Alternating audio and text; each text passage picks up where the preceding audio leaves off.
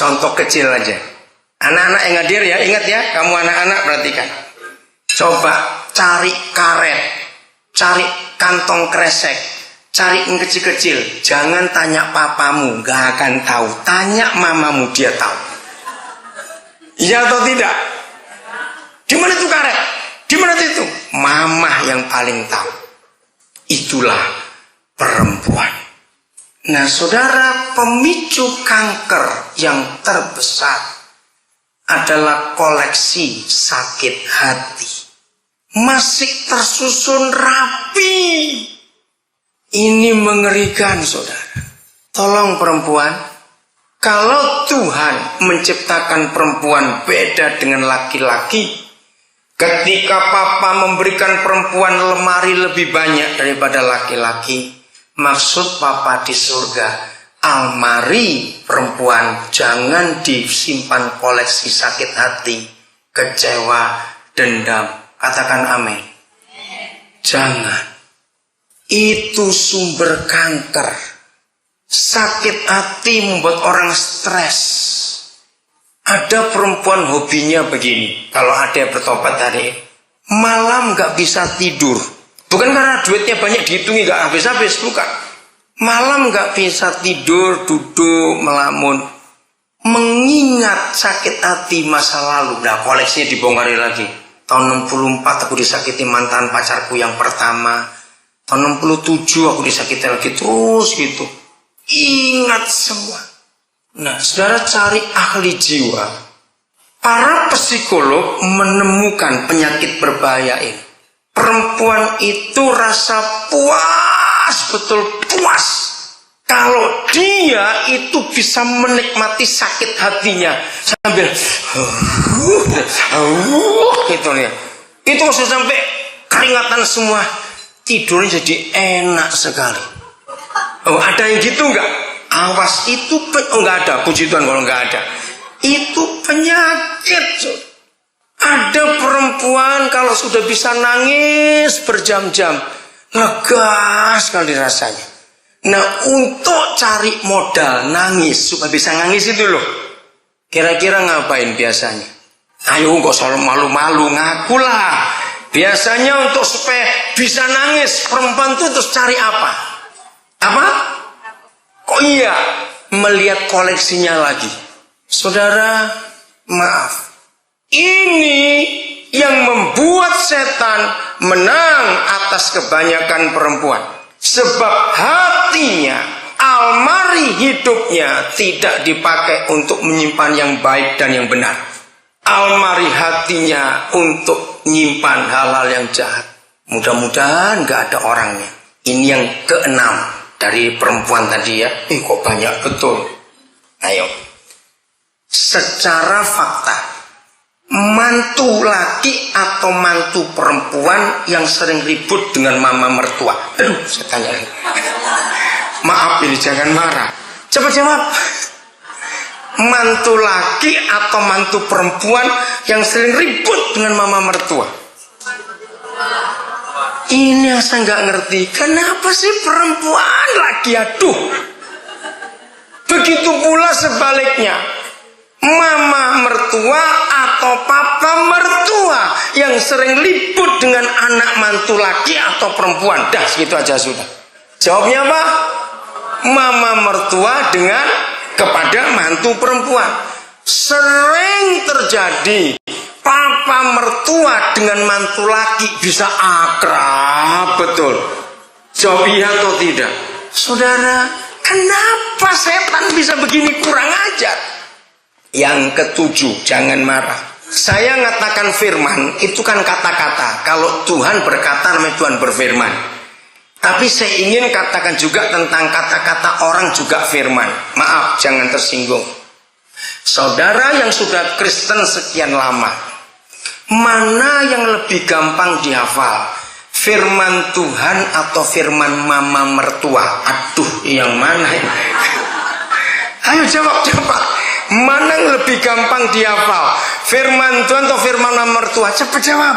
Nanti gak makan-makan, sudah gak jawab ini lama pulang. Nah, ini kan aneh. Nah, yang lebih celaka, mama mertua tua itu sudah mati 16 tahun yang lalu. Tapi firmannya masih diingat. Kalau si istri sedang marah kepada suaminya, ingat ya, dulu mamamu ngomong begini, ya ampun, mama sudah mati lama masih ngomongin. Coba firman khotbah minggu lalu, ayo ingat tidak? Terus digaruk-garuk dulu. Iya, box itu khotbah apa ya minggu yang lalu ya? Bayangkan firman mama mertua 16 tahun yang lalu masih ingat, itu kan terlalu. Saudara, itulah perempuan. Sudahlah, jangan ngomong banyak-banyak antar kekenyangan. Saya ngomong yang lain sudah. Maka itu kalau saudara para perempuan gak jaga diri baik-baik, maka bukan pewaris kehidupan, tapi kematian. Satu hari saudara saya berkati satu pernikahan, dan saya gak akan lupa. Dalam konseling memang saya sudah tahu, calon suami itu anak pendeta. Bahkan dia pun melayani Tuhan. Calon istri itu cucunya pendeta dari pihak mama. Nah, papa pengantin perempuan itu juga hamba Tuhan, bukan full time. Tapi engkong dari pihak perempuan, dari pihak mama, itu meninggalkan emaknya, amanya, dengan mamanya waktu anak-anak masih muda.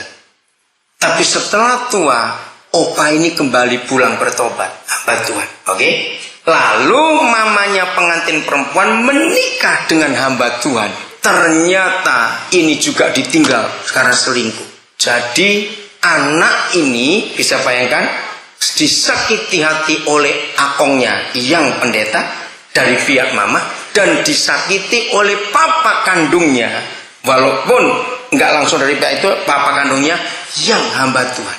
Mereka hidup susah. Mereka itu cuma 2 anak. Yang perempuan ini anak pertama, lalu laki. Saya kenal keluarga itu. Saudara, lalu setelah besar, dia ini pacaran dengan anak pendeta. Dengarkan baik. Mereka ketemunya di gereja, di dalam pelayanan. Saya kenal mereka dari masih kecil. Waktu menikah, saya berkati. Saudara dengar, ini lagi khotbah. Mereka 2 duduk. Saya memang lihat, ini kok pengantin perempuan gelisah terus. Saudara, tengah-tengah khotbah, semua orang terkejut. Ini pengantin perempuan histeris. Wah, lari keluar. Lulu, kenapa ini? Kaget semua. Ya bubar akhirnya. Semua pada ngejar pengantin perempuan. Nangis, saudara, nangis. Saya langsung diingatkan Roh Kudus. Saya tahu masalahnya.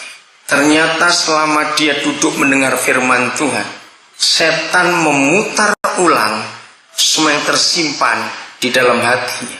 Saudara, mamanya yang janda karena ditinggal papanya bukan mati. Neneknya, amanya yang sudah tua juga janda karena ditinggal akongnya. Itu mereka 2 hidupnya susah, jual kue. Jam 2 subuh mereka 2 janda sudah bangun untuk ngadoni kue. Nanti kalau sudah pagi anak 2 sekolah, anak itu yang bawa kue titipin sambil jalan ke warung-warung sampai jalan ke sekolah. Rupanya mama ini wajar karena dia sakit hati. Nah, itu sering ngomong ke anak ini. Ingat ya, besok kalau kamu menikah, jangan ketemu orang kayak engkongmu dan kayak papamu.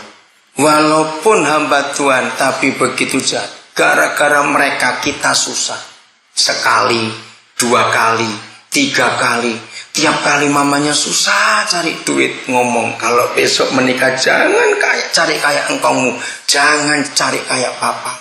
Ketika dia sedang dalam pemberkatan nikah, calon suaminya itu hamba Tuhan. Saudara, semua yang terekam di almari hidupnya keluar semua. Tapi puji Tuhan, sekarang mereka sudah punya cucu. Rumah tangganya aman betul. Kenapa bisa begitu? Maka itu mama-mama, apa yang mama-mama wariskan untuk anak-anak? Kalau mama-mama mewariskan kepahitan, kemarahan, sakit hati gara-gara suami, maka sejak kecil anak-anak akan benci papanya. Anak-anak pasti lebih dengar mama daripada papa.